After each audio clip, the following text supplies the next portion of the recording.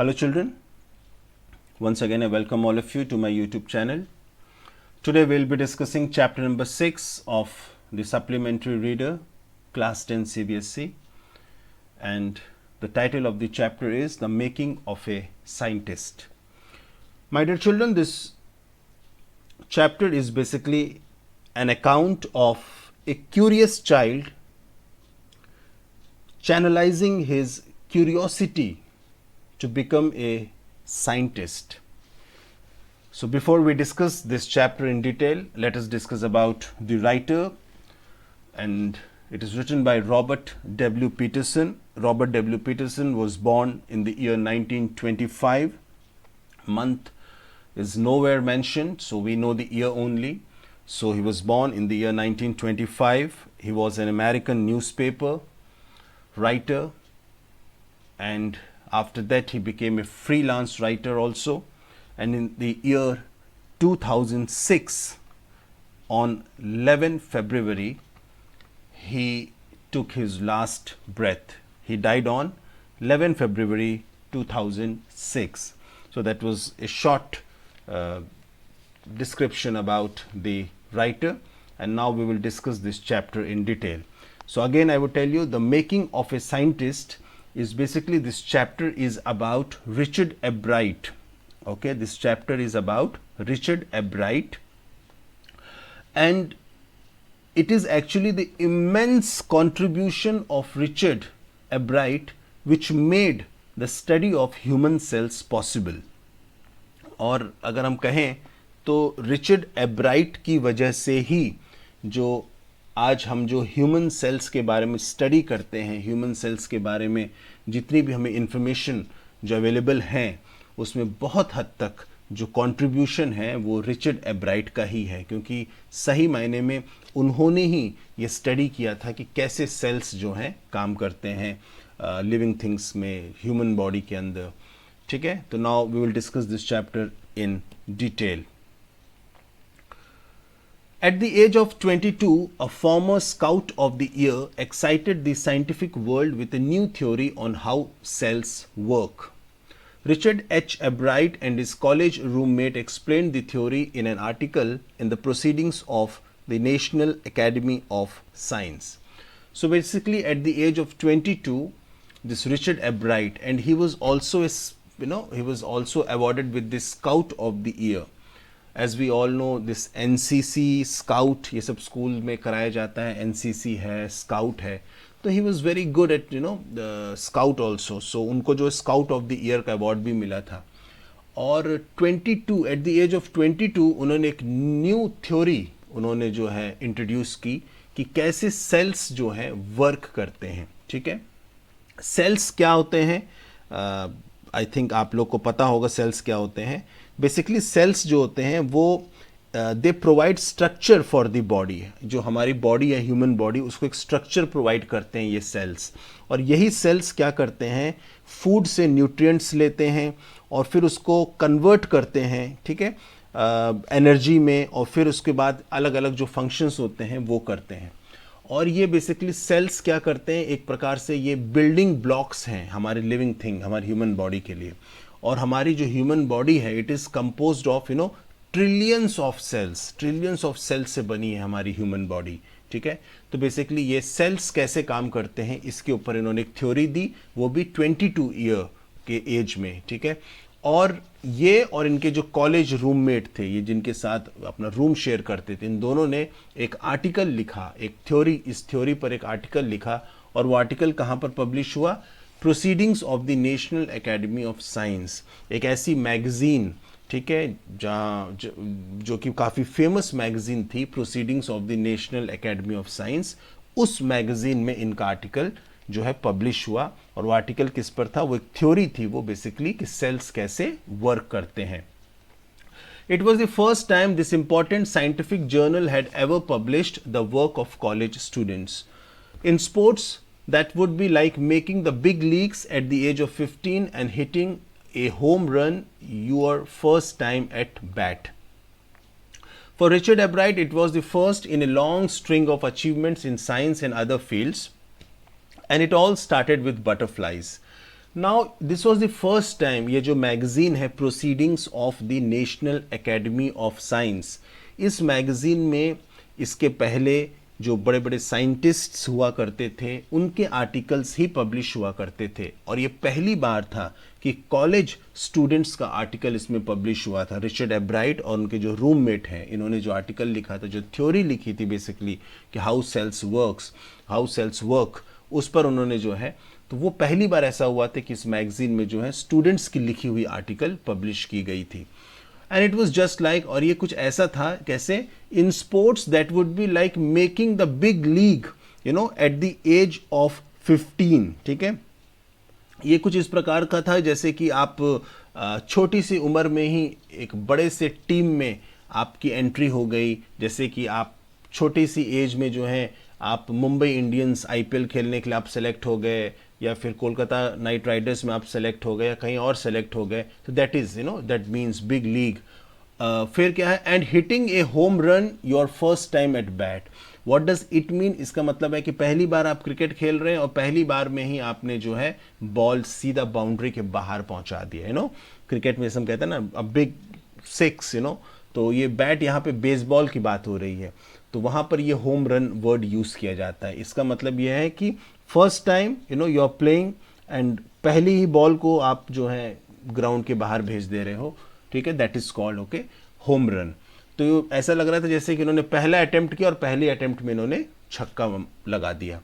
For Richard एब्राइट it was the first in a long string of achievements in science and other fields. String मतलब क्या होता है ना, एक पतली सी जो है डोर, ओके, धागा या डोर आप कुछ भी कह सकते हैं। तो उनके लाइफ में उन्होंने बहुत से अचीवमेंट्स, उन्होंने बहुत सी उपलब्धियां उन्होंने अपने जीवन में हासिल की हैं, और ये पहली अचीवमेंट थी उनकी लाइफ में, ठीक है। And it all started with butterflies, और इन सब की शुरुआत कहाँ से हुई, ये पूरी जो उन्होंने साइंटिस्ट बने या फिर वो जो थ्योरी दिए, या कैसे उन्होंने सेल्स वर्क करते हैं, ये सारी चीज़ें स्टार्ट हुई बटरफ्लाइज से। An only child, Ebright grew up north of Reading, Pennsylvania. There wasn't much I could do there, he said. I certainly could not play football or baseball with a team of one, but there was one thing I could do, collect things. Now this boy, Richard Ebright, और इन्होंने अपना बचपन कहाँ बिताया, Pennsylvania is a state of the United states of America. America का एक state है Pennsylvania, और उसमें एक शहर का नाम है जिसका नाम है रीडिंग, ओके, रीडिंग एक शहर का नाम है, और वहाँ पर इन्होंने अपना बचपन बिताया, वहीं पर वो पढ़े लिखे, अपनी पढ़ाई भी पूरी की। और वो कहते हैं कि there wasn't much I could do there, I certainly couldn't play football और baseball with a team of one.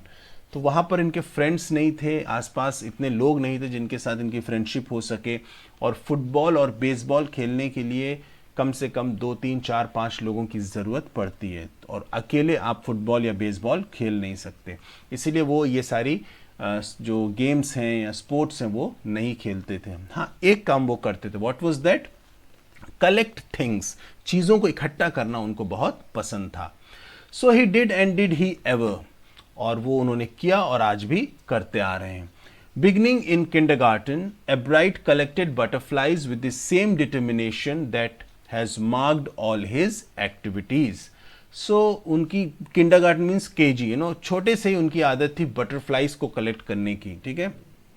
और वो जो डिटर्मिनेशन उनके अंदर था, वो जो दृढ़ संकल्प था, वही उनके आने वाले या आगे की जो एक्टिविटीज़ हैं उनकी लाइफ में, उसमें भी वही डिटर्मिनेशन देखने को मिलता है। तो ये क्या करते थे, बटरफ्लाइज कलेक्ट करते थे, और क्या करते थे, he also collected rocks, fossils and coins. Coins इकट्ठा करने का इनका शौक था, रॉक्स, तरह तरीके के रॉक्स इकट्ठा करते थे, फॉसिल्स इकट्ठा करते थे। फॉसिल्स क्या है, बेसिकली फॉसिल्स क्या होते हैं, ये पार्ट ऑफ एनिमल्स और plants that lived thousands of years ago, और जो कि अब क्या हो गए हैं, which has turned into rock. ऐसे जो पार्ट्स हैं एनिमल्स के या प्लांट्स के जो अब पत्थर बन गए दैट इज कॉल्ड फॉसिल। तो इन सब को इकट्ठा करना इनका जो है शौक था।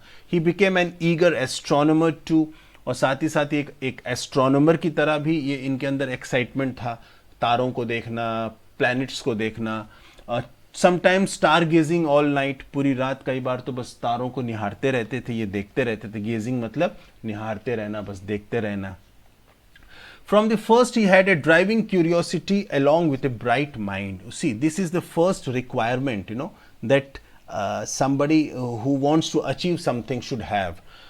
कोई इंसान अपने जीवन में कुछ हासिल करना चाहता है तो उसके अंदर कुछ चीज़ें होनी बहुत ज़रूरी है, और वो इनके अंदर थी. What was that?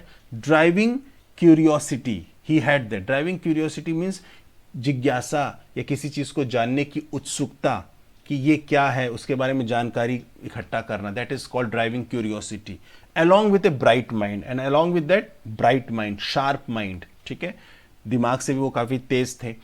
He also had a mother who encouraged his interest in learning, and the best part was his mother who always encouraged him in learning new things. Mother भी काफ़ी सपोर्टिव थी, जो हमेशा उनको encourage करती थी कि आप नई नई चीज़ों को सीखो. She took him on trips, bought him telescopes, microscopes, cameras, mounting materials and other equipments, and helped him in many other ways. और मदर खुद क्या करती थी, रिचर्ड एब्राइट के लिए जो है ट्रिप्स प्लान करती थी, अपने बेटे को लेकर जाती थी घूमने के लिए, घूमने जाते थे वो लोग, और अपने बच्चे के लिए वो टेलीस्कोप खरीदती थी, माइक्रोस्कोप्स खरीदती थी, कैमरास खरीदती थी, माउंटिंग मटेरियल्स, पहाड़ चढ़ना है या फिर ऐसी जगहों पर जो ज़रूरत चीज़ें होती हैं वो सब खरीदना, और भी अलग अलग चीज़ें अपने बच्चे के लिए मदर जो है किया करती थी.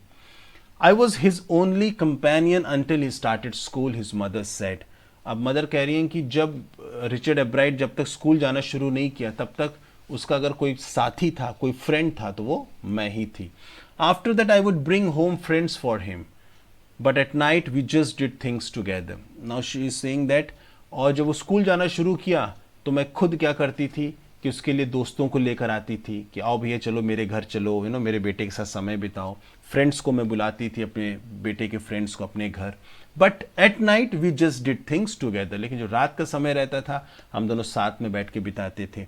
Richie was my whole life after his father died when Richie was in 3rd grade. Richie means Richard Ebright, उनको प्यार से मदर रिची कह रही हैं. और जब रिचर्ड क्लास 3 में थे तब उनके फादर की डेथ हो गई, और उसके बाद वो कहती हैं कि Richie was my whole life, वही मेरी पूरी जिंदगी. She and her son spent almost every evening at the dining room table. If he didn't have things to do, I found work for him. Not physical work, but learning things, his mother said. तो अक्सर क्या होता था कि ये लोग जो शाम का समय डाइनिंग रूम जो टेबल है जहाँ वहाँ पर ये लोग बिताया करते थे, और अगर रिचर्ड के पास कुछ भी करने के लिए नहीं है तो मदर क्या करती थी, सोचती थी, ढूंढ कर काम लाती थी बेटे के लिए. अगर वो कोई फिजिकल काम नहीं है तो कुछ पढ़ने से संबंधित, कुछ सीखने से रिलेटेड चीज़ें लाके अपने बेटे के सामने रखती थी. He liked it, he wanted to learn. And the best part was, Richard के अंदर सीखने की एक वो थी, he was that having that interest, and learn he did. और वो बिल्कुल सीखा और वो आगे भी सीख रहा है. He earn top grades in school. On every day things he was just like every other kid, his mother said. Even he was very good at studies also, और क्लासेस में भी वो अच्छे मार्क्स स्कोर करता था, और बाकी जो है बाकी बच्चों की तरह ही he was very normal, और नॉर्मल चाइल्ड की तरह ही था वो.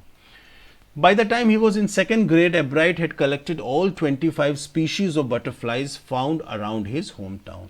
Now see, when he was in 2nd class, जब वो 2nd class में था तब तक ही उसने में ही एब्राइट ने क्या कर लिया, बटरफ्लाइज की 25 स्पीशीज. बटरफ्लाइज अगर आपने देखा होगा, बटरफ्लाइज भी अलग अलग प्रकार के बटरफ्लाइज होते हैं, उसमें बहुत सी प्रजातियां होती हैं, स्पीशीज मतलब, ठीक है.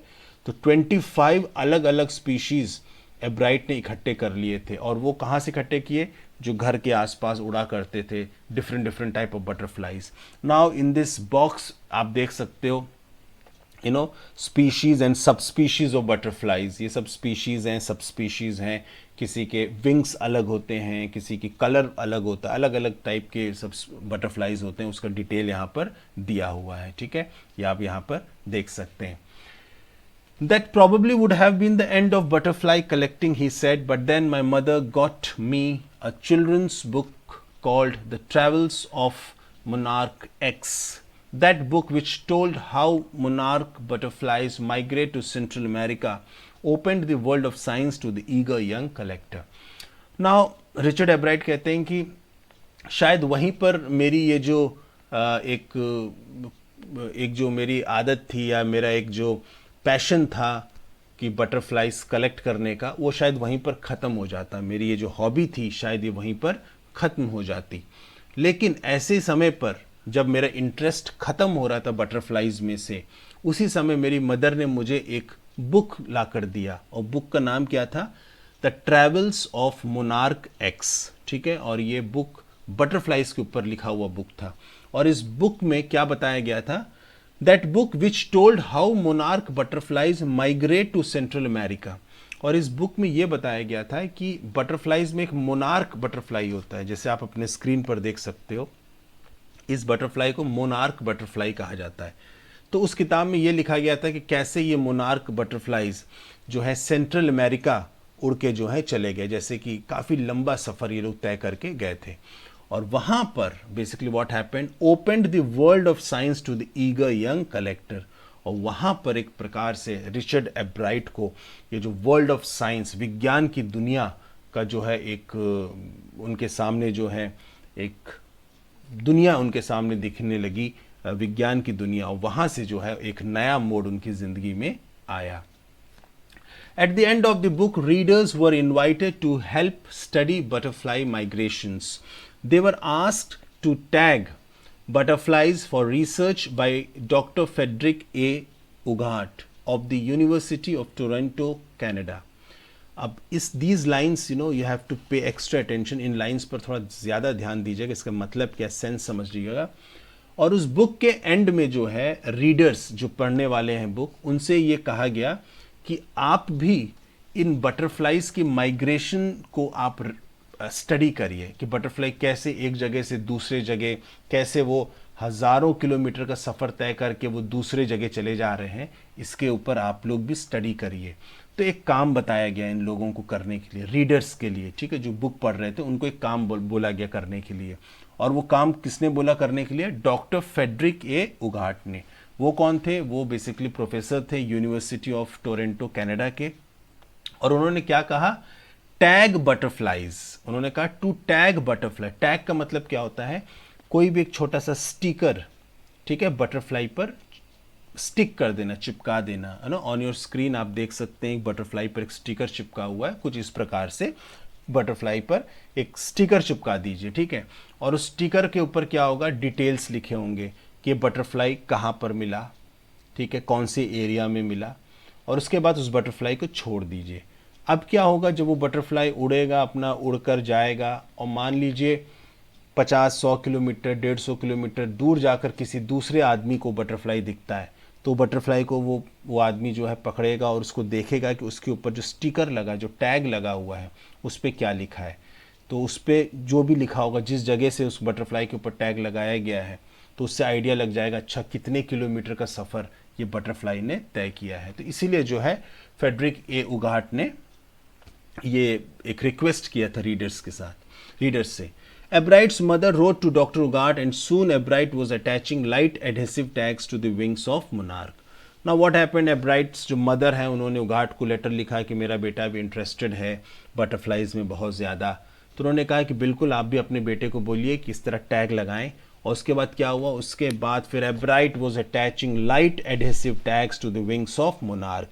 उसके बाद एब्राइट क्या करने लगे? जो भी मोनार्क बटरफ्लाइज मिलते थे उनको पकड़ना, और उसके बाद उनके पंखों पर जो है एडहेसिव मतलब स्टिकी, जिसे चिपक सकता है आराम से, वो जो है वो चिपकाने लग गए।